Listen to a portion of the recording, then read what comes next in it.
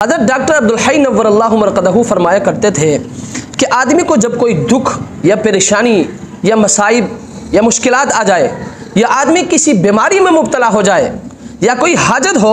तो उस आदमी को चाहिए कि वो फ़ौरन अल्लाह तबारक व तआला की तरफ रुजू करे, अल्लाह से मांगे कि इलाहुल आलमीन इस परेशानी को दूर फरमा,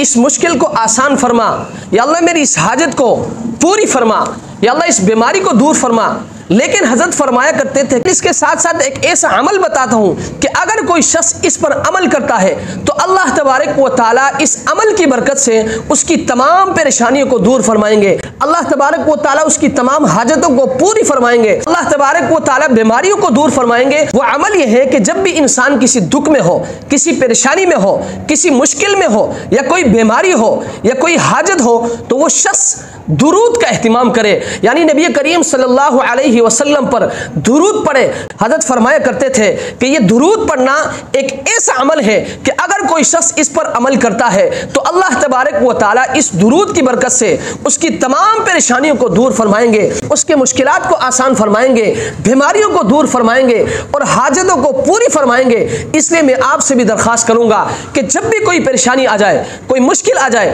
अल्लाह तबारक व तआला कोई परेशानी न लाए, किसी को मुश्किल में अल्लाह तबारक व तआला मुब्तला न करे, कोई बीमारी किसी के ऊपर ना आ जाए। लेकिन इंसान है, कभी परेशानियां आ ही जाती हैं। जब भी कोई परेशानी आ जाए, कोई मुश्किल आ जाए, तो फौरन आपने दुरूद का एहतिमाम करना है, यानी नबी करीम सल्लल्लाहु अलैहि वसल्लम पर आपने दुरूद भेजना है, आपने दुरूद पढ़ना है। फिर देखें अल्लाह तबारक व तआला आपकी परेशानियों को कैसे दूर फरमाते हैं, आपकी मुश्किलात को कैसे आसान फरमाते हैं, आपकी बीमारियों को कैसे दूर फरमाते हैं।